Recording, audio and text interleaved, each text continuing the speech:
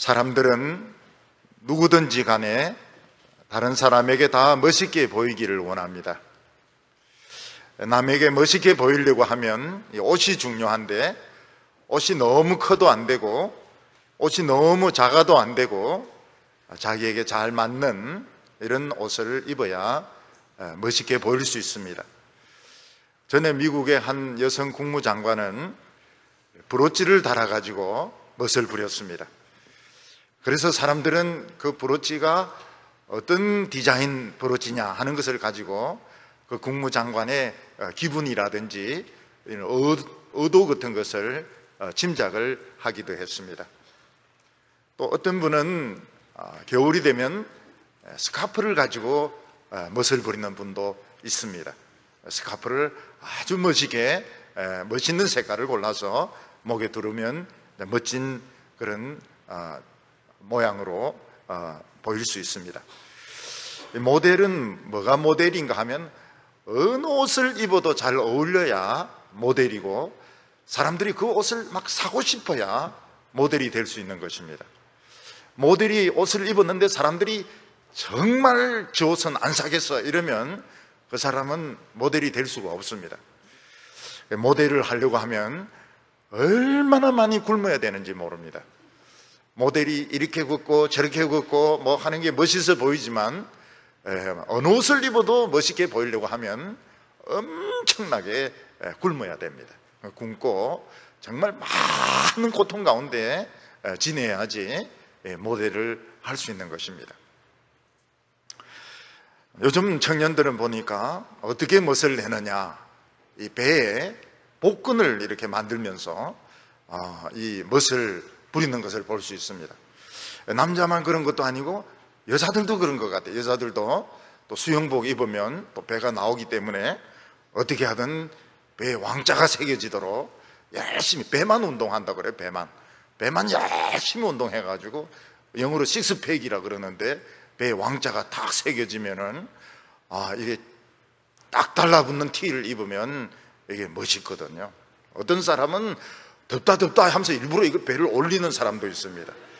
그거 너무 힘들어서 이 왕자를 만들었기 때문에 그걸 보여주려고 하는 것입니다. 근데 우리 예수 믿는 사람은 무엇으로 무엇을 보여줄까요? 우리 예수 믿는 사람에게 성령이 임하면 마우라도 보이지 않고 왕자도 보이지 않고 옷도 보이지 않습니다. 머리 스타일 같은 것도 보이지 않습니다. 우리에게 성령이 임하면 우리가 정상이 아니기 때문에, 우리 다 어느 정도 미쳤기 때문에 사람의 외모라고 하는 것이 눈에 들어오지 않습니다. 사람의 외모가 눈에 들어오면 저 사람은 늘씬하다, 저 사람은 섹시하다, 이런 말을 쓰면 벌써 성령 충만하지 않은 겁니다. 우리 예수 믿는 사람은 섹스인지 식스인지 이런 거 몰라요. 우리는 매력적이고 매력적이지 않은 거 이런 거 모릅니다. 우리는 다 미쳤기 때문에. 근데 그런 게 눈에 들어오기 시작하면 이거는 안 미친 것이고 성령 충만이 없어진 것입니다. 우리 예수 믿는 사람들이 이제 멋있는 것은, 최고로 멋있는 것이 뭔가 하면 겸손한 것입니다. 겸손한 사람 보면은 처음에는 잘 모르지만 조금 겪어보면 참 멋있는 사람이라는 걸 알게 됩니다. 또 우리 예수 믿는 사람은 사랑이 있습니다. 마음이 따뜻해요. 사람이 따뜻합니다. 차갑지가 않아요. 그런 거 보면 참 매력적입니다. 그리고 뭐니 해도 우리 예수 믿는 사람에게는 능력이 있습니다. 은과 금은 내게 없지만 내게 있는 것으로 내게 주노니 나사렛 예수 이름으로 일어나라. 이 능력, 기도의 능력, 이 영성, 이 능력이 있기 때문에 매력적인 것입니다. 참 종교냐 거짓 종교냐 하는 구별은 뭘 가지고 하는가 하면 오직 성령이 임하는 데 달려있다고 말했습니다. 그래서 성령이 임하지 않는 종교는 뭔가 하면 겉으로 멋을 굉장히 많이 부립니다. 성령이 임하지 않는 종교일수록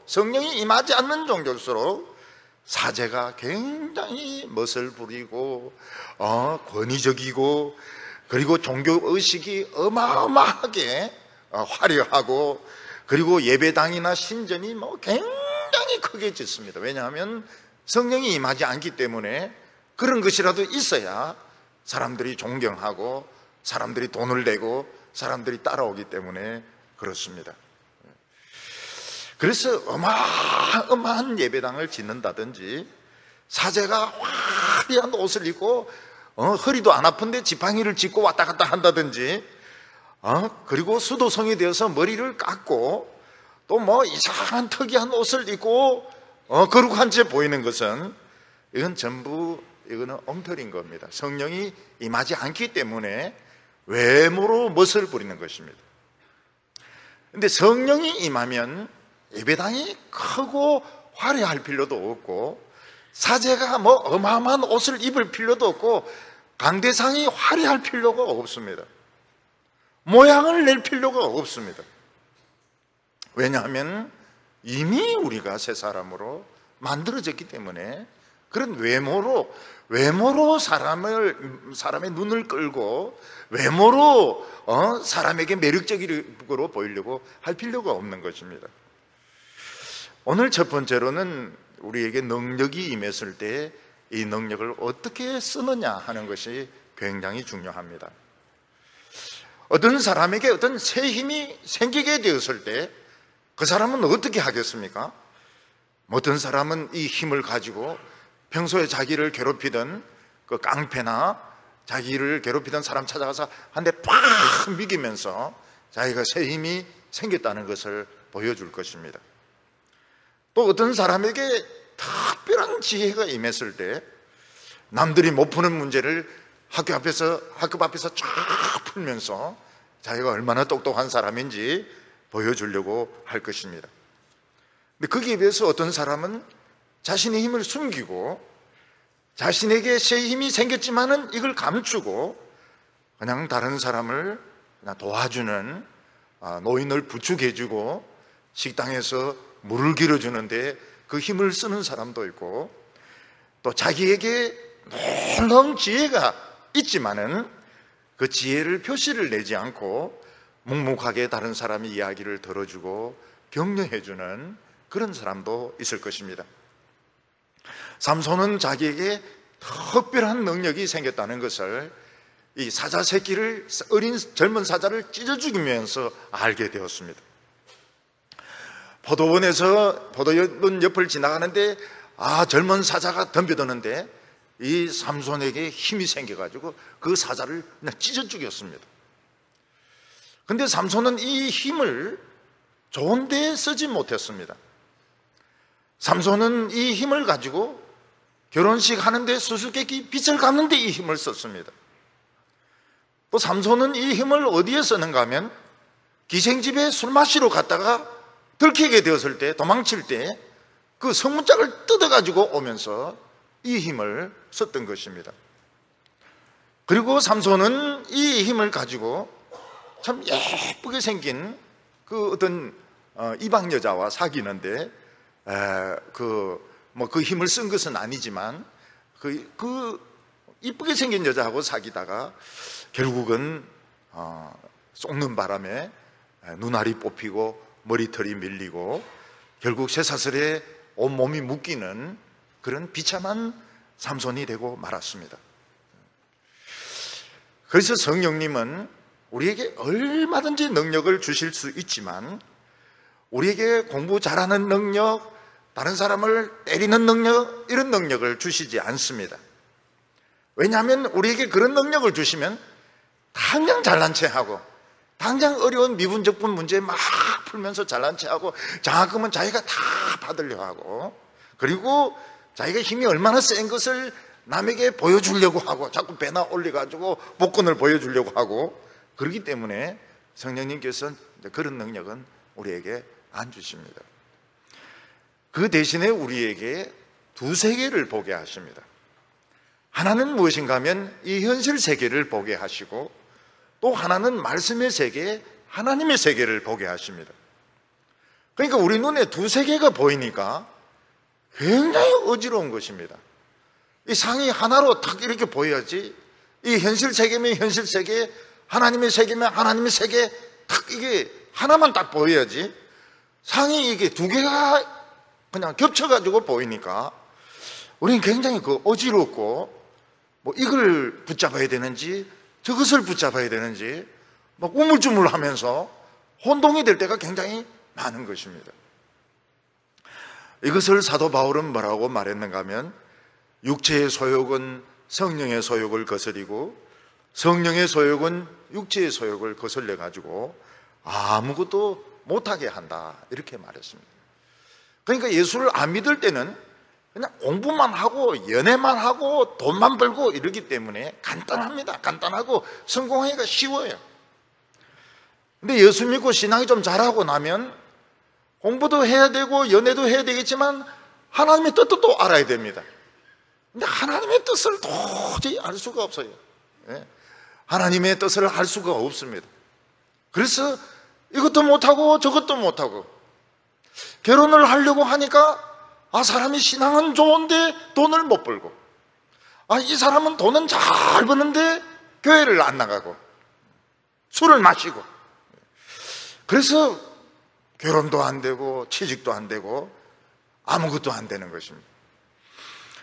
그래서 성령님의 은혜 받은 게 좋은 것이 아니고 사실은 이 하나님의 세계도 보이고 이 현실 세계도 보여가지고 결혼도 안 되고 취직도 안 되고 그냥 아무것도 안 되는 그런 경우가 많습니다. 잘못하면 폐인이 됩니다.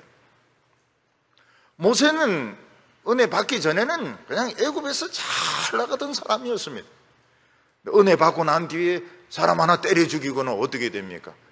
미디안 광야에서 40년을 돌아다닙니다. 이게 무언가 하면 이것도 안 되고 저것도 안 되는 것입니다. 이스라엘 백성들이 애굽에 있을 때는 생존, 오로지 생존하기 위해서 그냥 열심을 내었습니다. 근데 은혜 받고 10가지 재앙으로 애굽을 치고 홍해를 건너서 광야로 오니까 어떻습니까? 애굽도 생각이 나고 광야도 눈에 보이고, 그래서 그들은 자꾸 애굽으로 돌아가려고 하는 겁니다. 애굽으로. 두세 개가 보이니까요. 광야는 마음에 안 들고 애굽은 그래도 먹고 살 수는 있으니까 자꾸 애굽으로 돌아가려고 하는 것입니다. 그래서 어떻게 됩니까? 이것도 안 되고 저것도 안 되고 그냥 40년을 광야에서 뺑뺑이를 돕니다. 우리가 이 두 가지 상이 보일 때 어떻게 해야 됩니까? 광야구나. 이걸 빨리 눈치를 채야 됩니다. 내가 은혜를 받기는 받았구나. 여기가 미디안 광야고 여기가 아라비아 광야구나. 그걸 빨리 알아야 됩니다. 그리고 어떻게 해야 됩니까? 상이 하나로 보이도록 노력을 해야 됩니다. 자꾸 말씀만 가지고 이 현실을 보도록 엄청나게 노력을 해야 됩니다. 근데 그것이 안 되면 어떻게 됩니까? 폐인이 됩니다. 이스라엘 백성들은 몸은 광야에 있으면서 자꾸 애굽 땅으로 가려고 했습니다. 그래서 결국 60만 명이 광야에서 다 죽습니다. 마지막 사람이 딱 죽었을 때 하나님 무슨 명령 내립니까? 이동해라. 이동해서 이제 가나안 땅으로 향하여 가라. 마지막 한 명 죽을 때까지. 하나님도 보통 지도가 하나님이 아니십니다. 마지막 한 명이 딱 죽고 나니까 그때부터 이제는 가나안 땅으로 들어가라, 이렇게 말씀을 하십니다. 그래서 우리가 이 은혜 받았을 때 우리가 세상도 생각하고 또 신앙도 생각하고 우물쭈물하면 폐인이 되어버립니다. 이것도 안 되고 저것도 안 되고. 저는 그런 사람을 많이 봤습니다. 많이 봤어요. 그래서 머리 좋은 사람은 어떻게 하면 천국 가든지 말든지 그냥 세상적으로 밀어붙인 사람이 있습니다. 그 성공해요. 근데 천국 갈지 안 갈지는 모릅니다. 천국 갈지 안 갈지는 몰라요. 그 사람들은 용감하게 세상 길로 가가 성공을 했습니다. 성공을 해가지고 뭐 돈도 벌고 안정도 되고 이렇지만 그건 몰라요. 그 사람의 신앙이 진짜인지 안 진짜인지 그건 모릅니다. 그러니까 이렇게 되었을 때에 딱 결단을 내려야 됩니다. 내가 지금 하나님의 이 함정에 걸려들었구나. 못 빠져나옵니다. 절대로 못 빠져나옵니다. 그때 그냥 죽 짜고 믿어야 됩니다. 죽 짜고 무슨 짓을 써도 못 빠져나옵니다. 그 광야를 40년간 돕니다. 40년간 30년간 도는데 그 40년 만에 딱 제자리로 돌아옵니다. 그러니까 빨리 정신을 차려야 됩니다. 죽자 사자 그냥 믿자. 믿자. 그렇게 하면은 어떻게 됩니까? 그러면은 이 하나님의 능력을 가지게 됩니다. 사람들은 뭔가 가지고 있으면 이 쾌락을 위해서 다 써버리는 사람들을 볼 수 있습니다.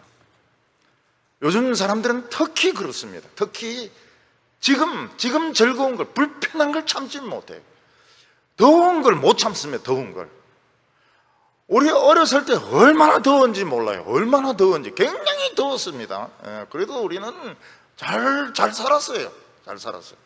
요즘 사람들은 막 더운 걸 참질 못해. 불편한 걸 참질 못해요. 막 데프리카니, 스프리카니 막 이러면서 아프리카가 어떤 곳인데 말이죠. 그래서 뭐 돈 좀 있으면 그냥 맛있는 거 확 사 먹어버리고 칼질 해버리고 커피 마셔버리고 내일 어떻게 되든지 간에. 여러분, 그러면은 미래가 있을까요? 절대로 미래가 없습니다. 농부가 논밭이 있는데 일 안 하고 맨날 장기나 뜨고 막걸리나 마시고 이렇게 하면 결국은 거지가 됩니다. 거지가 돼요. 여러분, 젊은 사람들이 어떻게 하든지 공부하고 어떻게 하든지 자기 자신을 갈고 닦아야 되지, 그냥 매일 놀려고만 하고 이렇게 하면 결국 미래가 없습니다. 그래서 기업은, 기술자들은 계속 기술을 개발해야 됩니다. 계속 기술을 개발하지 않으면 바로 먹혀버립니다.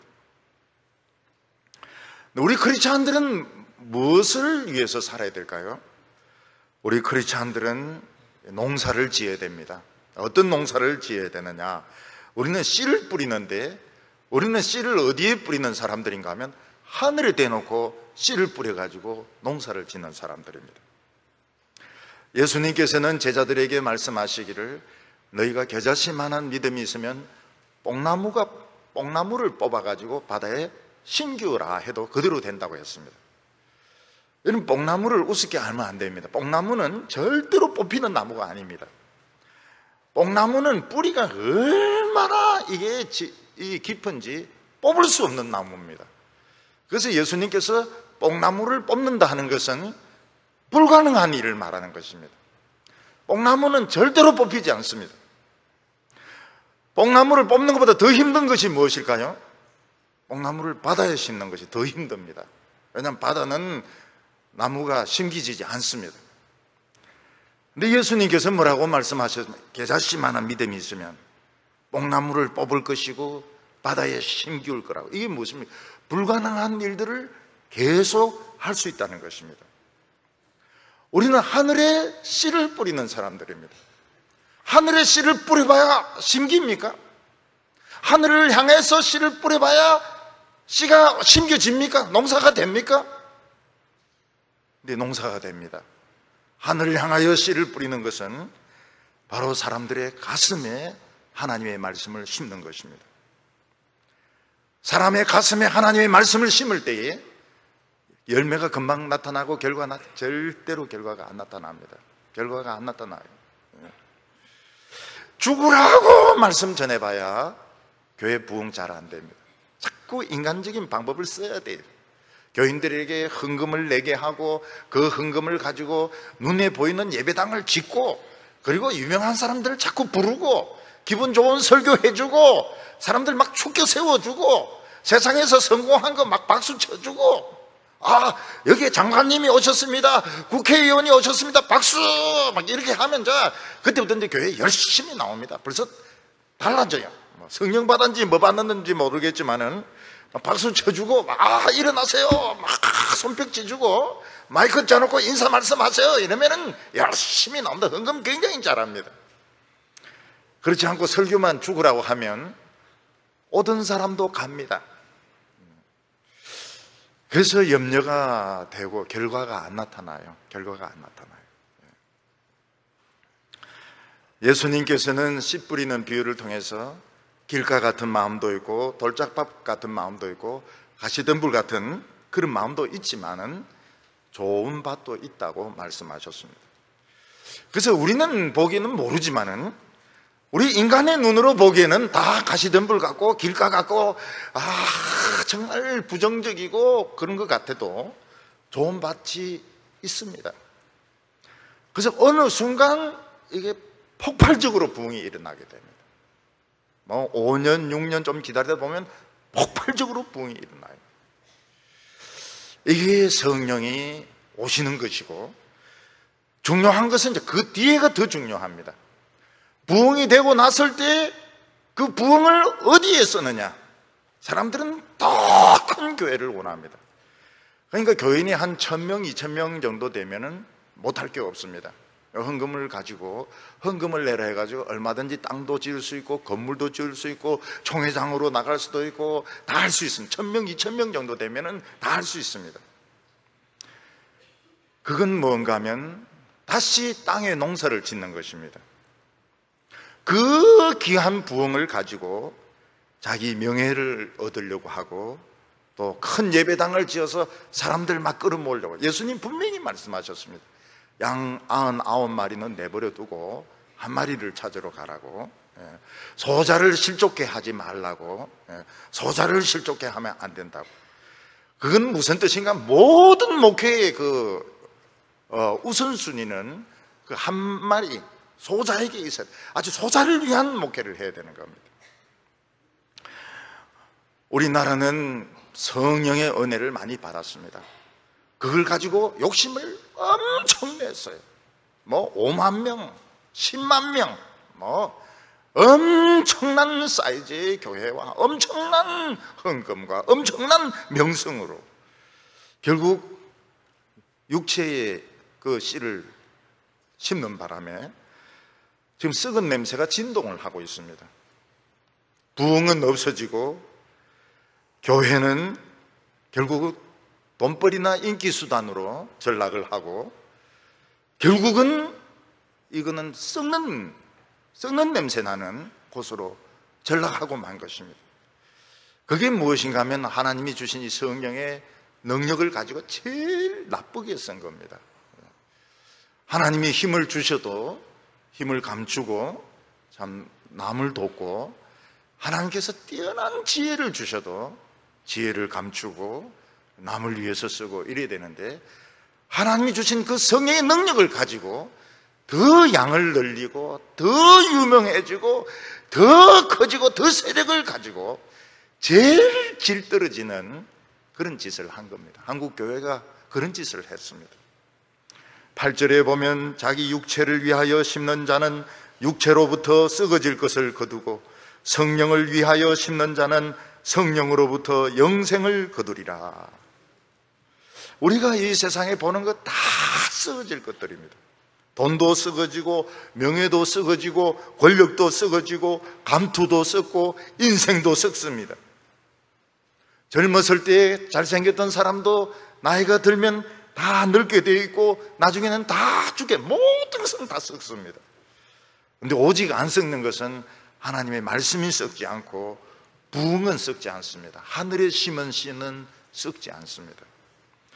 그래서 9절에 보면은 우리가 선을 행하되 낙심하지 말지니 포기하지 아니하면 때가 이름에 거두리라.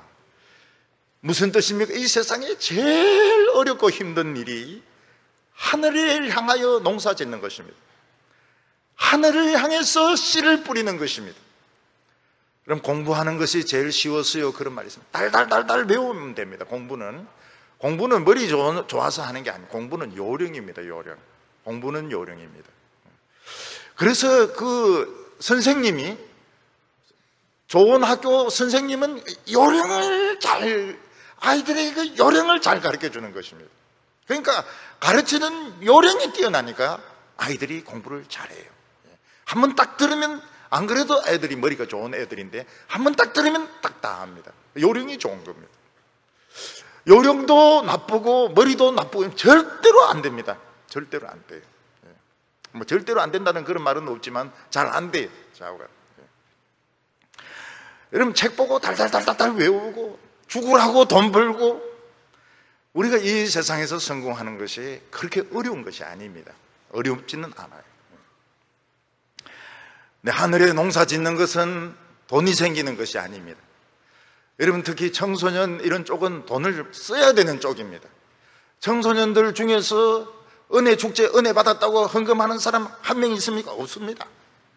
전부 먹으려고 하고 전부 춤추고 거기에 정신이 다 있지. 그 다 돈을 써야 되고 다 그들이 헌금 내려고 마음 먹을 때는 이제 우리는 다 죽었을 때입니다. 그러니까 이거는 그 결과가 그렇게 나타나지가 않아요. 하늘에 농사 짓는 것은, 교인들의 마음속에 말씀을 심는 것은 참 오래 걸립니다. 굉장히 오래 걸립니다. 여자들은 좀 더 빠르고 여성들은 좀 빠르고 남성들은 굉장히 오래 걸려요. 10년 넘어야 조금 들어갈까 말까 할 정도입니다. 근데 끝까지 포기하지 않고 계속 말씀을 심으면 어떻게 됩니까? 때가 되면 일어납니다. 부흥이 일어납니다. 놀랍게 변합니다. 놀랍게 변하고, 기도 안 하던 사람이 기도합니다. 말씀을 생전 안 듣는 사람이 생전 듣습니다. 그것을 저는 우리 교회에서 많이 봤어요. 저는 서울에서 목회하면서 50이 넘으면 안 변한다고 결정을 했습니다. 근데 우리 교회는 안 그래요. 나이가 많이 드신 분이 70 넘고 80 넘고 이래도 그렇게 말씀을 듣고 그렇게 기도하고 이거 보면서 뭐라고 말했을까요? 놀랄 노자다. 노인 노자가 아니고요, 놀랄 노자라고. 이거는 진짜 이건 볼 수 없는 일인데 놀라운 일이 일어나는 것입니다. 그래서 이걸 낙심을 하면 안 됩니다. 젊은 목회자들 보면은 지금 머릿속에 든 게 전부 성공이 다 들어있어요. 성공해가지고 빨리 이름 날리려고 아예 싹수가 노란 겁니다. 신학 안 하는 게 훨씬 낫고, 그런 식으로 목회를 하려고 하면 아예 목회를 안 하는 것이 낫습니다. 장사하는 게 훨씬 더 낫습니다. 끝까지 사람들의 가슴 속에 말씀의 씨앗을 뿌려야지 결국은 이 부흥이 일어나게 되고, 이 나라가 결국은 사는 나라가 되는 겁니다. 오늘 여기 두 번째 보면 갈라디아의 모양을 내려고 하는 사람들, 멋을 부리는 사람들이 많이 있었다고 말씀하고 있습니다. 사람들이 멋있어 보이려고 하는 것을 나쁘다고 말할 사람은 아무도 없습니다. 청년들이 복근을 만들었다 해서 전부 감옥에 집어넣는 거 이런 거 없고, 여성들이 날씬해졌다 이렇게 해가지고 감옥에 집어넣는 이런 나라는 아무도 없습니다. 사람이 멋있어 보이고 아름다워 보이는 것은 이 본능인 것입니다. 눈 수술을 하기도 하고 코 수술을 하기도 하고 입 수술을 하기도 하고 그렇게 한다고 해서 나쁘다고 말할 사람 아무도 없습니다. 다 좋다고 그러죠. 눈 수술하는 거 다 좋은 거예요. 멋을 부리는 것 가지고 누가 뭐라고 말하겠습니까? 근데 육체의 멋이 전부라고 생각한다면 그것은 곤란한 것입니다. 예를 들어서 청년이 복근만 전부다, 내 인생의 생명은 배에 달려있다, 복근이 전부다, 이렇게 생각한다면 그 멋있는 복근을 가지고 결국은 지옥에 갈 수밖에 없어요. 청년들이 차라리 복근 만드는 그 시간에 여름 성경학교에 열심히 땀 흘리고 그리고 수련회 가서 기도하고 이렇게 하는 것이 훨씬 더 축복된 것이죠. 육체의 모양을 내고 멋만 부리는 것을 전부라고 생각했던 사람들이 언제 사람들인가 하면 소돔과 고모라 때 사람들이었습니다. 예수님께서는 소돔과 고모라 사람들이 얼마나 미련하고 어리석었는가 하면 유황불이 내려서 다 죽기 전날까지 복근 운동하고 화장하고 먹고 마시고 장사했다고 말하고 있습니다. 먹고 마시고 이걸 굉장히 강조하고 있습니다. 소돔과 고모라가 멸망할 때도 먹고 마시고 시집가고 장가가고, 노아 때의 사람들이 멸망할 때도 먹고 마시고 시집가고 장가가고. 그래서 우리는 생각을 해야 됩니다. 먹고 마실 때마다 생각을 해야 됩니다. 이게 내 인생 목적이냐, 아니면 그냥 이거는 그냥 진짜 우리가 하나님의 백성으로서 먹는 것이냐, 그 생각을 해야 돼요. 여러분, 냉커피를 마시면서 내 생명, 내 생명, 에티오피아의 커피 내 생명, 그러다가 유황불이 떨어져가지고 그냥 커피 들고 유황불에 타 죽으면 어떻게 하려고 그래요? 물론 마시면 조금 시원하긴 할 겁니다. 여러분, 결혼하고 이럴 때 이 결혼이 막 전부인 것처럼 그렇게 할 필요가 없어요. 우리는 얼마든지 멋을 부릴 수도 있고, 커피를 마실 수도 있고, 좋은 차를 탈 수도 있고, 공부를 할 수도 있지만, 이것은 어디까지나 수단에 불과한 것이고 궁극적인 목적이 아닌 겁니다. 우리 궁극적인 목적은 그게 아닌 겁니다. 딴 데 있는 것입니다. 이 초대교회 교인들 중에서는 멋부리는 사람들 중에서 할례 받는 사람들이 많았습니다. 12절 말씀 보면 물은 육체의 모양을 내려고 하는 자들이 억지로 너희에게 할례를 받게 하면 그들이 그리스도의 십자가로 말미암아 박해를 면하려 함뿐이요. 갈라디아 교회는 할례 받았다 하면 막 어깨에 힘을 주고 허리를 쫙 펴고 교회에 와가지고 막 대단한 형세를 하는 것입니다. 저 사람이 왜 저렇게 저 어깨에 힘을 주고 허리를 막 펴고 저렇게 씩씩거리는가 보니까 할례를 받은 거예요. 그러니까 할례 받은 사람은 어떻게든지 자기가 할례 받았다는 것을 표시를 내고 아주 우월한 사람인 것처럼 그렇게 행동을 했던 것입니다. 요즘 교회도 세상에서 크게 성공했거나 정치인이거나 유명한 연예인이거나 이러면 교회 와서 막 이렇게 막 어깨에 힘을 주고 허리를 막 펴고 막 이렇게 하는 경우가 있습니다. 막 과시하려고 하는 경우가 있습니다. 이 갈라디아 교회에서는 할례를 받으면 그냥 눈에 띄는 게 없어요. 딴 교인들은 다 시시한 교인들이고 그냥 자기만 그냥 최고라고 생각한 것입니다. 근데 갈라디아 교회에서는 참 웃기는 것이 자기만 할례 받는 것이 아니고 남들도 억지로 할례를 받게 하는 사람들이 있었습니다. 숫자를 채우는 그런 사람들이 있었던 것입니다. 왜 이 사람들이 다른 사람까지도 억지로 할례를 받게 했을까요?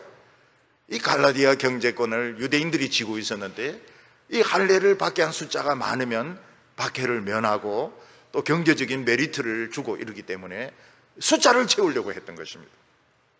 총력 전도할 때 숫자를 채웁니다. 어떻게 하든 몇십 명 채웁니다. 그러면 어떻게 됩니까? 밥통을 탈 때도 있고 또 어떤 데는 차를 줄 때 마티스 같은 이런 차를 줄 때도 있고요. 마티스는 줘도 되지만 딴 불나고 이런 차 주면 안 됩니다. 그러니까 나는 몇 명을 할례시켰다 이걸 자랑으로 생각을 하는 것입니다. 이 할례라고 하는 것은 보여줄 수 있는 것도 아닌데 이런 목욕탕에 가보면 막 괜히 막 의시되는 사람들이 있습니다. 누굽니까? 조폭들입니다. 용문신한 사람들. 막 괜히 목욕탕 안에서 그냥 냉탕 들어갔다가 온탕 들어갔다가 사우나 들어갔다 하는데 진짜 징그러운 사람이 있어요. 진짜 징그러운 사람. 보통 등만 한다든지 팔만 한다든지 이런데 목만 빼놓고 완전히 그냥 문신을 한 그 사람도 있더라고요. 징그럽죠? 굉장히 징그러워요. 그러니까 이 갈라디아 교인들 중에서 정신 나간 사람들은 남까지 할례를 받게 해가지고 숫자를 채우고 또 자기도 막 굉장히 그 전도에 열심히 있는 것처럼 우월감을 가지고 교회 생활을 하는 사람이 있었던 것입니다. 여러분, 우리가 멋을 부리는 것도 참 좋아요. 같은 값이면 멋 부리는 것이 참 좋습니다. 근데 내용이 있고 멋을 부려야지 정말 내용이 하나도 없는 사람이 멋을 부릴 때 망합니다. 돈이 하나도 없는 사람이 뚜껑 없는 빨간 차 타고 막 돌아다니다 보면은 결국은 망하고 감기 걸리고 몸살 걸리고 아무것도 없는 사람이 자꾸 성형수술을 하는 겁니다. 돈도 없는데 자꾸 돈 벌려가지고 자꾸 수술을 하는 거예요. 그게 나중에 이 얼굴도 아니고 저 얼굴도 아니고 짝도 안 맞고 결국은 이제 엉망이 되고 마는 것입니다. 하나님의 백성들의 멋은 안에서부터 이렇게 나오는 것입니다. 안에서부터 이렇게 흘러나오는 것이기 때문에 먹고 마시는 것이 목적이 되면 안 됩니다. 먹고 마시는데 열심을 내는 사람들은 조심을 해야 됩니다. 그 열정을 가지고 먹는 사람들이 있어요. 먹는 일에 열심을 가지고 먹을 때도 막 침을 막 흘리면서 뭐가 맛있다, 뭐가 맛있다, 어느 음식점이 맛있다 막 이런 사람이 있는데 조심하는 게 좋아요. 소돔과 고모라 사람들이 그랬거든. 커피도 그냥 한 잔 마시듯이 그냥 쑥 마시면 되는 것이지. 어느 커피가 좋다, 막 어느 커피, 왜 저 집이 오늘 문을 안 열었을까? 그렇게 하면 안 돼요. 그냥 시커먼 물 그냥 마시고 그냥 정신 차리고 기도하고 이렇게 해야지. 커피에 목숨을 걸고 음식에 막 열정을 내고 막 먹는데 유달리 밝히고 세상 일에 그렇게 관심이 많고 망하는 짓입니다. 하나님의 백성들은 먹기는 먹지만 그게 목적이 아닙니다. 마시기도 하지만 그게 목적이 아니에요. 공부도 하지만 열심히 성실하게 하지만 그건 우리의 목적이 아닙니다. 오늘 여기 세 번째로 우리의 가슴 속에는 다 예수님의 십자가가 있다는 사실입니다. 우리도 인간이기 때문에 그냥 다 때리치우고 세상으로 나가서 세상 사람들처럼 자유롭게 마음대로 먹고 마음대로 성공하고 육체를 위해서 살고 싶은 욕망이 다 있습니다. 그런데 우리가 그렇게 세상으로 뛰쳐나갈 수 없는 이유가 무엇인가 하면 우리의 마음속에 십자가가 있어가지고 나갈 수 없도록 만들기 때문입니다. 우리 모든 구원받은 성도들 가슴 한복판에는 십자가가 있어서 세상이 못 들어옵니다. 이 십자가에 다 걸려가지고 여기서 다 떨어져 나가요. 그리고 내가 나가려고 해도 십자가가 막습니다. 우리 교회는 이 뒤에 십자가를 안 만드는 이유가 무엇입니까? 마음속에 다 십자가가 있기 때문에 예배당에 십자가를 만들지 않는 것입니다. 예배당 뒤에 큰 십자가를 만들면 안 됩니다. 어떤 경우에는 또 막 천을 걸쳐놓고 이렇게 하고 있는데 그런 식으로 해서 은혜를 끼치고 그런 식으로 해서 거룩한 분위기를 주려고 하는 것은 그 목사나 장로들의 생각이 잘못된 겁니다. 우리는 십자가가 필요가 없어요. 십자가가 필요가 없어요. 우리 속에 마음속에 십자가가 있기 때문에 눈에 보이는 십자가는 필요가 없는 겁니다.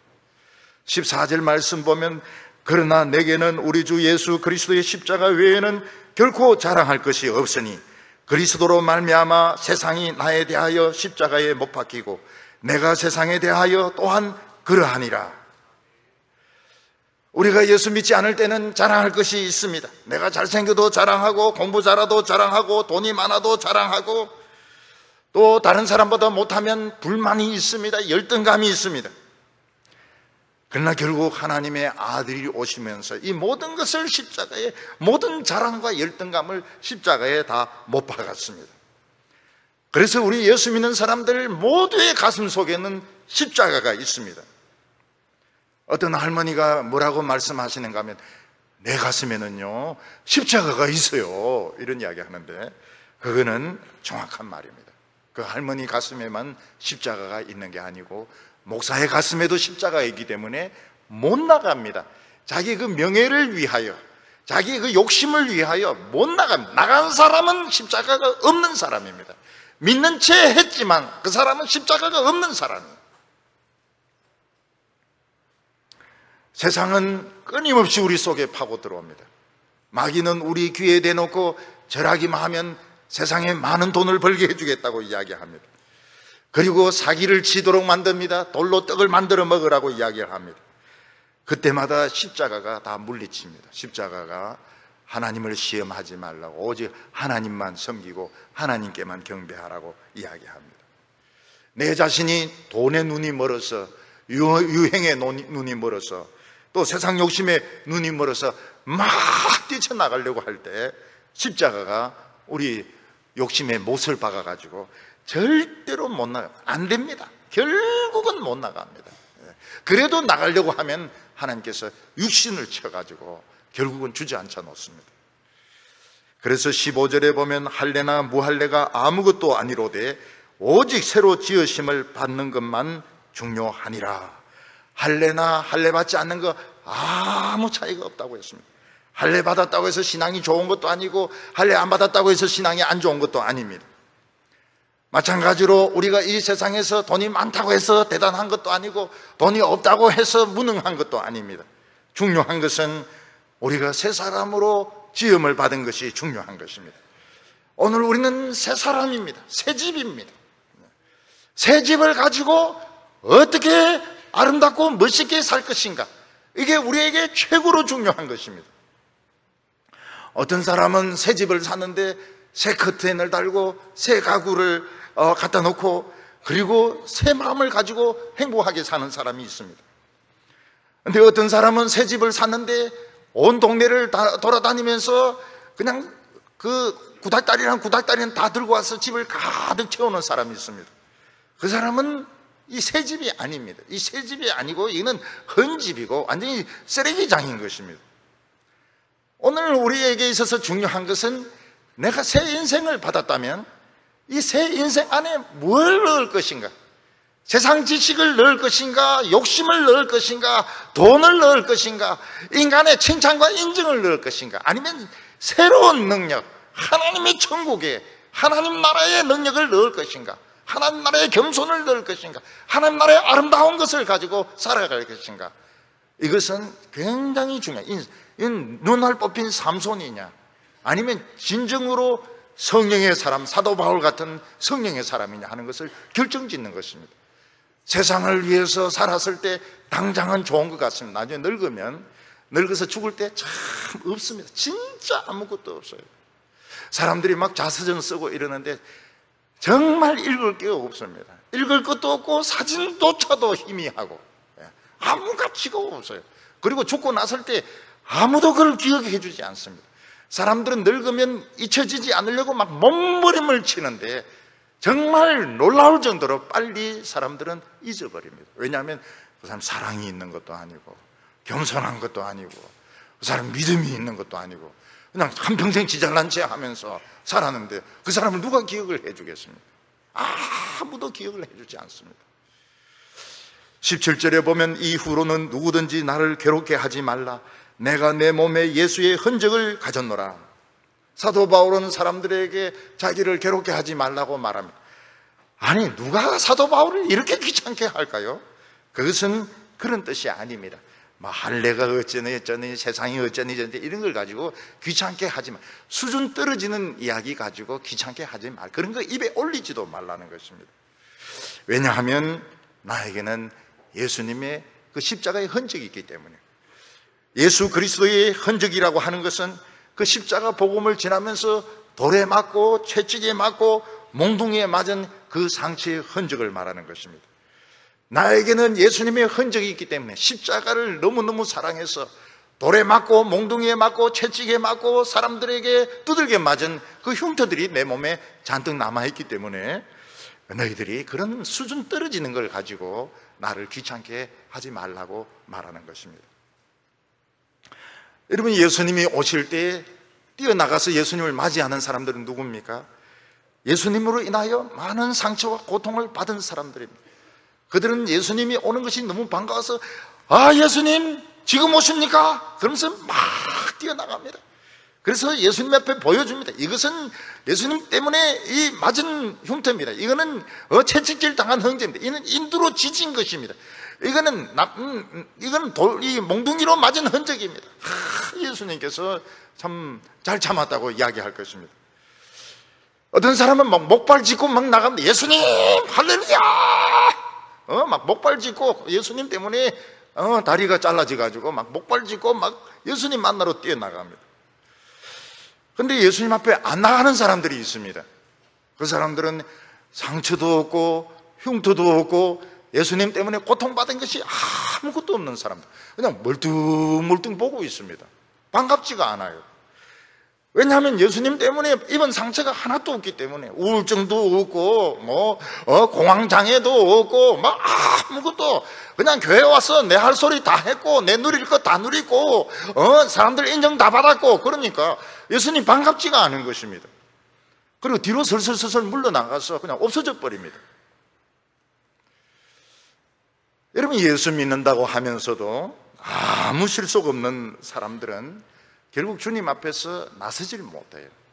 결국 주님 오실 때 주님 오셨습니까? 이러면서 뛰어나가는 사람들은 전부 예수님 때문에 환난당하고 고통받고 두들겨 맞고 굶주리고 다리 절고 이런 사람들이 다 달려나가지.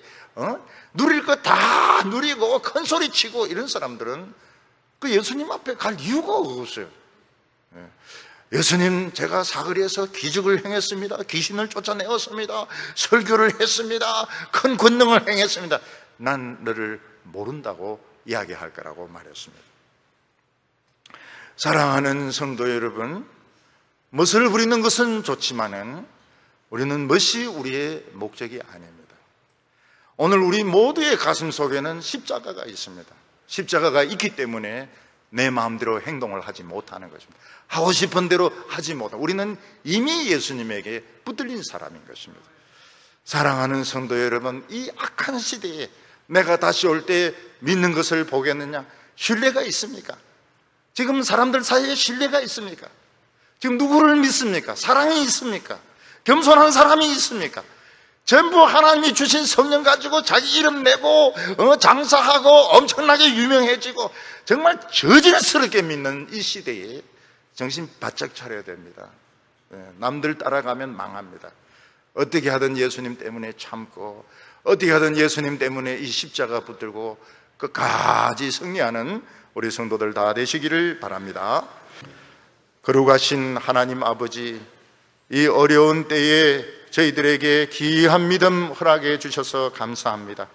우리가 사람을 기쁘게 하는 신앙생활 하지 말게 하여 주시고 하나님을 기쁘시게 하는 신앙생활 하게 하여 주시옵소서.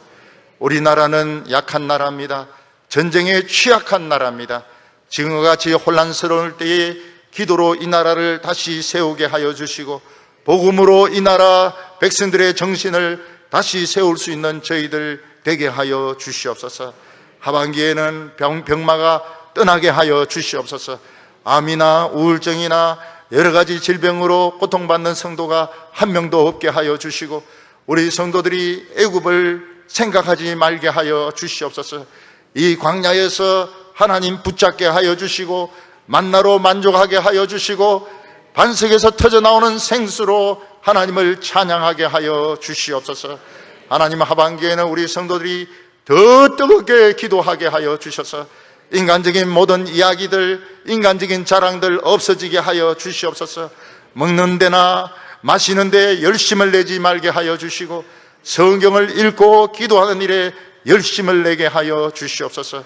하반기에 우리 성도들의 직장과 사업에 복을 허락하여 주시고 물질적으로도 복을 허락하여 주시고 청년들의 미래를 열어주시기를 원합니다. 청년들이 현실과 복음사에서 왔다 갔다 하다가 망하지 말게 하여 주시고 오직 십자가 붙들고 주님 앞에서 충성하는 자들이 다 되게 하여 주시옵소서. 예수님의 이름으로 기도하옵나이다.